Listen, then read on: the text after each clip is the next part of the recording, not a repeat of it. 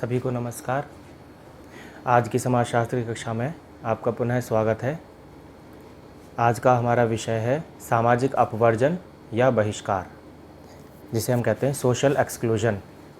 तो social exclusion का एक सामान्य रूप में जो अर्थ होता है वह होता है कि किसी एक व्यक्ति को या किसी एक समाज को या किसी एक समूह को जो सामान्य प्रक्रियाएं होती हैं, सामान्य क्रियाएं होती हैं, उनसे उनको वंचित कर देना या उनसे उनको बाहर निकाल देना, उसे कहते हैं सामाजिक अपवर्जन या बहिष्कार।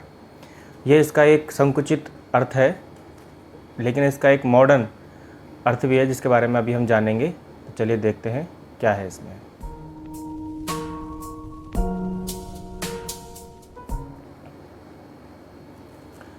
आधुनिक समय में बहिष्कार या एक्सक्लूजन इन मॉडर्न टाइम्स कैसे समझेंगे हम इसको, थोड़ा हम जानते हैं। इसके बारे में अमर्त्य सेन नाम के एक इकोनॉमिस्ट रहे हैं, उन्होंने थोड़ा इसको और विस्तार से और एक व्यापक रूप में इसको एक्सप्लेन किया है। तो उनके अनुसार जो लोग या ऐसे समूह जिनकी एक्सेस, जिनकी पहुंच एजुकेशन यानी कि शिक्षा, हेल्थ यानी कि स्वास्थ्य और सैनिटेशन यानी कि स्वच्छता तक नहीं होती है, ऐसे समूहों को हम कहते हैं कि इनका बहिष्कार किया गया है। तो ये इसका एक छोटा सा एक पैरामीटर है, इसको थोड़ा और डिटेल में हम समझते हैं, देखते हैं क्या आता है इसमें। सबसे पहला हमारे पास आता है आर्थिक यानी कि इकोनॉमिक। आर्थिक के अंदर हम समझते हैं आधुनिक ग्रामीण शहरी विभाजन यानी कि रूरल अर्बन डिवीज़न जो होता है। रूरल अर्बन डिवीज़न की तरीके से हम ये समझ सकते हैं कि शहरों के अंदर जो सुविधाएं होती हैं और ग्रामीण समुदाय के अंदर जो सुविधाएं होती है उनमें बहुत बड़ा अंतर होता है। तो उसको हम बोलते हैं रूरल अर्बन डिवाइड या रूरल अर्बन डिवीज़न, ग्रामीण शहरी विभाजन। तो ग्रामीण जो समाज होता है वो एक प्रकार से उसका एक्सक्लूजन किया हुआ है उन सारी सुविधाओं से जो कि शहरी समाज के पास होती हैं। दूसरा आता है हमारे पास असमान दिहाड़ी यानी कि अनइक्वल वेजेस। अनइक्वल वेजेस जैसे अगर हम समझेंगे कि आज के समय पे भी कहीं पर अगर कार्य करना होता है तो स्त्री और पुरुष की जो वेजेस होती हैं उनमें डिफरेंसेस बहुत सारी जगहों पर पाया जाता है। तो इसको हम बोलेंगे असमान दिहाड़ी। इसका मतलब क्या है कि जिसको दिहाड़ी कम मिलती है उसका एक्सक्लूजन किया हुआ है, उसको वो सुविधाएं नहीं है जो कि एक दूसरे समूह को या दूसरे व्यक्तियों को होती है। तीसरा आता है हमारा समुचित गृह व्यवस्था यानी कि प्रॉपर हाउसिंग। प्रॉपर हाउसिंग का हम समझ सकते हैं कि प्रॉपर हाउसिंग का मतलब जहाँ पे लोगों को उनकी घर की व्यवस्थाएं मिल जाती हैं। आज भी हम गांव के अंदर अगर हम जाते हैं तो हम वहाँ पर देखते हैं कि गांव के अंदर ही, ग्रामीण समुदाय के अंदर जो लोग होते हैं उनके जो घर होते हैं वो घास फूस के और टूटे फूटे झुग्गी बस्ती की तरह ही बने होते हैं। तो उनके पास समुचित गृह की व्यवस्था नहीं होती है, वो ही एक प्रकार से एक्सक्लूडेड है, वो भी उनका भी बहिष्कार किया हुआ है, वो अपवर्जित हैं। उसके बाद झुग्गी बस्ती, शहरों के अंदर झुग्गी बस्ती जैसे गृह व्यवस्था ग्रामीण समुदाय के अंदर हम देखते हैं कि वहाँ पर लोगों के पास घर नहीं होते हैं प्रॉपर समुचित, उसी प्रकार से शहरों के अंदर झुग्गी बस्तियों में भी बहुत बड़ी जो जनसंख्या है वो रहती है। तो वो एक्सक्लूडेड रहती है, उनको कभी भी वो उससे बाहर ही, बहुत कम लोग ही उसके अंदर से बाहर आ पाते हैं। ज़्यादातर बस्ती वहीं की वहीं एज इट इज़ कई सालों तक लगातार चलती रहती है। फिर आती है एब्सोल्यूट पावर्टी यानी कि गरीबी। गरीबी जो है ये एक ऐसा विषय है जो पूरे संसार के अंदर, पूरे विश्व के अंदर अधिकतर देशों के अंदर पाई जाती है। हम भारत में भी देखेंगे तो हम ये पाते हैं कि भारत के कुछ राज्य ऐसे हैं जहाँ पर अत्यंत गरीबी के नीचे बहुत सारे लोग रहते हैं, जैसे कि उड़ीसा, आंध्र प्रदेश, कर्नाटका, तेलंगाना, छत्तीसगढ़। तो यहाँ पर एब्सोल्यूट पावर्टी होती है और ये लोग एक तरीके से एक्सक्लूडेड रहते हैं आम समाज से। उसके बाद में आती है बाजार की असमर्थता। बाजार की असमर्थता को हम ऐसे समझ सकते हैं कि जो बाजार में जा कर के उसका उपयोग ना कर सके, यानी कि मार्केट अनअफोर्डेबिलिटी। जैसे इसका उदाहरण हम लेंगे कि गांव के अंदर पहले बहुत सारी ऐसी स्थितियां थी जो गांव के लोग, ग्रामीण समुदाय के लोग आसानी से जिनको उपलब्ध हो जाती थी। उदाहरण के तौर पर अगर उनको पानी पीना है तो उनके लिए वो नल लगा करके वहाँ से पानी पी लेते थे या फिर कुएं से पानी ले करके वो पानी पी सकते थे। लेकिन धीरे धीरे क्या हुआ है, जैसे जैसे मॉडर्नाइजेशन हुआ है, आधुनिकीकरण हुआ है, तो नीचे का जो जल है वो अशुद्ध हो गया है, उसके अंदर बहुत सारे केमिकल्स की मिलावट हो गई है। और ग्रामीण समुदाय के अंदर जो थोड़े अर्बन एरियाज़ हो गए हैं उनके अंदर क्या हो गया, वहाँ पे नीचे के पानी को पीने से मना कर दिया गया और वहाँ पे पानी की पाइपलाइंस बिछा दी गई हैं। अब पानी की पाइपलाइंस का इस्तेमाल वही व्यक्ति कर सकता है जो उसका बिल देने के लिए तैयार है या बिल देने के लिए जो सक्षम है। तो वो उसे कहते हैं बाजार की असमर्थता। अर्थात जो उस बिल को नहीं दे सकता है, या ऐसे बहुत सारे स्थान होते हैं जहाँ पर पानी की सप्लाई नहीं होती है, तो वहाँ पर वो उसका उपयोग नहीं कर सकते, तो वो भी एक प्रकार से उन सुविधाओं से वंचित रहते हैं। इसी को बोलते हैं सामाजिक बहिष्कार या सोशल एक्सक्लूजन, आर्थिक आधार पर। इसके बाद में आता है आपका नेक्स्ट राजनैतिक, यानी कि पॉलिटिकल। इसमें क्या आता है आपका, हम देखेंगे उत्तरदायित्व की कमी, यानी कि लैक ऑफ अकाउंटेबिलिटी।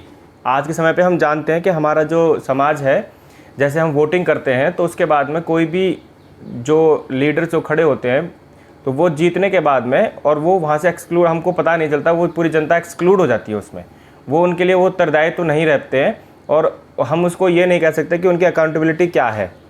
अगर वो कहते भी हैं तो 5 साल के बाद में चुनाव हो सकते हैं, उसके बीच में हम उसको कोई भी उसका जो है वो परिवर्तन नहीं लेके आ सकते।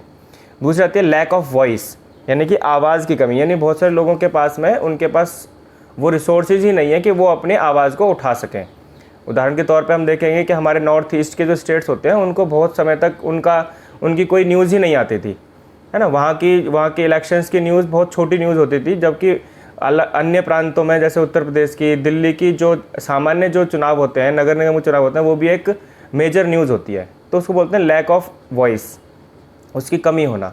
उसके बाद में आता है वंशवादी राजनीति, डायनेस्टिक पॉलिटिक्स। ये तो हम जानते ही हैं, अधिकतर पॉलिटिकल पार्टीज़ के अंदर जो भी मुख्य व्यक्ति होता है, उसी के आगे के जो उसकी जनरेशन्स होती हैं, वही आगे राजनीति में पुनः आती रहती हैं, तो उसको बोलते हैं राजनैतिक। आगे चलते हैं। इसके बाद में आता है हमारे पास सामाजिक लैंगिक भेदभाव। सामाजिक के अंदर, सोशल के अंदर अगर हम समझेंगे इसको, तो इसमें सबसे पहला आता है लैंगिक भेदभाव, यानी कि जेंडर बायस। स्त्री पुरुष का जो भेदभाव होता है, ये हमको अधिकतर आसानी से हम इसको समझ सकते हैं कि बहुत सारी ऐसी सुविधाएं होती हैं जिनके लिए जो स्त्रियां होती हैं वो एक्सक्लूडेड होती हैं, ठीक है। अधिकतर हमारे एक पूर्वाग्रह हमारा होता है कि जो बाहर के जो कार्य होते हैं वो पुरुष करते हैं, और घर के जो कार्य होते हैं वो स्त्रियां करती हैं, तो इसको लैंगिक भेदभाव हम कह सकते हैं। दूसरा ट्रांसजेंडर, ये एक बहुत ही फायर टॉपिक है आज के समय पे, क्योंकि ट्रांसजेंडर्स को बहुत सारे राइट्स अभी कुछ हाल फिलहाल के कुछ सालों में मिले हैं, लेकिन पहले ये जो कम्युनिटी थी, ये पहले पूरी तरीके से इसको एक्सक्लूडेड माना जाता था। तो ये भी एक सामाजिक एक्सक्लूजन का एक एग्जाम्पल है। उसके बाद में आता है शैक्षिक असमानता। तो शैक्षिक असमानता तो हम समझ ही सकते हैं कि जहाँ पे शिक्षा के समुचित साधन जो उपलब्ध नहीं होते हैं बहुत सारे समूहों को, उसको हम बोलते हैं शैक्षिक असमानता। ग्रामीण समुदाय के अंदर या पहाड़ी क्षेत्रों के अंदर, नॉर्थ ईस्ट क्षेत्रों के अंदर हम देखते हैं कि वहाँ पर शिक्षा के जो साधन हैं वो बहुत थोड़े होते हैं। अभी हम एक उदाहरण लेंगे, जैसे लद्दाख के अंदर जो बच्चों का 5% होता था, वो मुश्किल से 5% होता था, लेकिन वहाँ पे आज के समय पे काफ़ी सारी उपलब्धताएं बढ़ी हैं, तो उससे उनके शिक्षा में सुधार हुआ है। तो पहले ये जो कह सकते हैं कि ये शैक्षिक असमानता का एक उदाहरण कहा जा सकता था। उसके बाद वृद्धावस्था, वृद्ध होने के बाद भी बहुत सारे जो लोग होते हैं उनको वृद्धाश्रम में जा कर के छोड़ दिया जाता है, तो वो एक प्रकार से समाज से उनको एक्सक्लूड कर दिया जाता है। ये भी सामाजिक एक्सक्लूजन का एक उदाहरण है।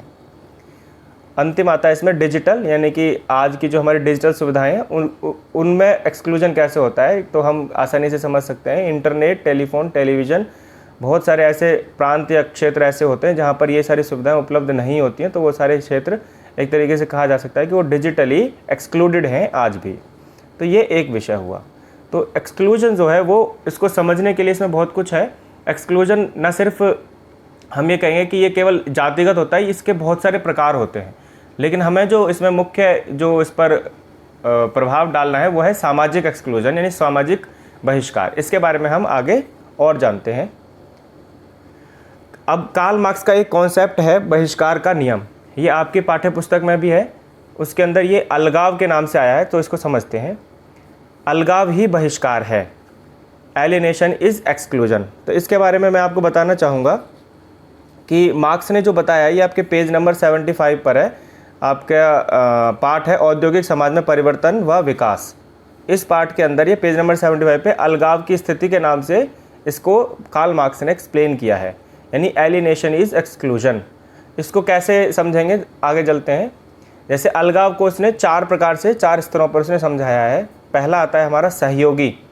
सहयोगी यानी कि हमारे पीयर्स ग्रुप, यानी कि हम साथ में काम करते हैं। कई ऐसे स्थान होते हैं जहाँ पे कोई व्यक्ति कार्य करने जाता है, तो वो अपने साथ के बहुत सारे लोग उसके कार्य करने वाले होते हैं, लेकिन वो वहाँ पर फिर भी सभी से नहीं मिल सकता है, नहीं मिल पाता है, ना वो सभी को जानता है। तो एक प्रकार से वो अपने ही पीयर ग्रुप में एक्सक्लूडेड होता है, उसको नहीं पता कि वहाँ पे कितने लोग ऐसे काम कर रहे हैं। उसके बाद में आता है आपका उत्पाद यानी प्रोडक्ट। जैसे किसी फैक्ट्री के अंदर अगर कोई व्यक्ति कुछ प्रोडक्ट को बना रहा है, उदाहरण के तौर पे मान लो किसी पंखे बनाने की फैक्ट्री में है, तो सभी पूरा का पूरा पंखा बनाने के लिए केवल एक ही यूनिट नहीं होती, बहुत सारी छोटी छोटी यूनिट्स के अंदर ये कार्य होता है। तो अलगाव के 4 स्तर में दूसरा जो हमारा बिंदु आता है वो आता है उत्पाद यानी कि प्रोडक्ट। प्रोडक्ट के अंदर अगर हम समझेंगे तो जैसे किसी फैक्ट्री के अंदर अगर कोई कारीगर या कोई वर्कर कार्य करता है तो वो कोई उत्पाद का निर्माण करता है। उदाहरण के तौर पर यदि कोई पंखे बनाने वाली फैक्ट्री है, उसके अंदर अगर कोई मजदूर कार्य कर रहा है उसकी बॉल बेयरिंग को बनाने के लिए, तो वो केवल उस बॉल बियरिंग को बना रहा है, यानी उस प्रोडक्ट के एक हिस्से को वो बना रहा है। उसकी पूरी जो फिगर है उसके बारे में उसको जानकारी नहीं है, यानी पूरे पंखा कहाँ पे कैसे बनाया जा रहा है उसके बारे में उसको जानकारी नहीं होती है। तो ऐसी स्थिति में वो बाकी जो उत्पाद होता है उससे वो अपने आप को एक्सक्लूड यानी कि अलगाव की स्थिति में रखता है। इसके बाद में आती है हमारी प्रक्रिया, यानी कि जैसे उसी पंखे बनाने की फैक्ट्री की पूरी एक प्रक्रिया होती है कि भाई पहले किस वस्तु को बनाया जाएगा। उसी पंखे के लिए पहले पंखुड़ियाँ बनाई जाएंगी, उसकी रॉड बनाई जाएगी, उसकी मोटर जो है वो बांधी जाएगी, फिर बॉल बेयरिंग बनाई जाएंगी, फिर ऊपर का कवर बनाया जाएगा। तो उसकी एक पूरी प्रक्रिया है, वो पूरी प्रक्रिया से होकर के गुजरता है, लेकिन वह जो मजदूर है वो केवल उस प्रक्रिया का एक छोटा सा एक हिस्सा, एक अंग होता है। तो वो उसकी स्थिति में बाकी वो स्थिति से अलग रहता है। इसके बाद में इसका अंतिम आता है आत्म यानी कि सेल्फ। ऐसी स्थिति में अगर मान लो वह व्यक्ति अगर उस पंखे को मान लो वो किसी भी एक ब्रांडेड किसी पंखे के निर्माण फैक्ट्री के अंदर कार्य करता है, अगर उसको वो पंखा खरीदना है तो वो उसको बाहर से जैसे बाकी सामान्य लोग खरीदेंगे वैसे ही वो भी उसी को खरीदेगा, यानी कि वो एक तरीके से सेल्फ आत्म में भी वो अपने आप को भी एक्सक्लूडेड ही मानता है। तो यह है कार्ल मार्क्स का बहिष्कार का नियम, जिसको उसने कहा है अलगाव की स्थिति। तो अलगाव ही बहिष्कार है, ऐसा उसने समझाया है। इस वीडियो को पूरे को ध्यान से देखेंगे और इनके पॉइंट्स को नोट करेंगे उदाहरणों के साथ में। तो तब तक के लिए धन्यवाद, आगे मिलते हैं फिर।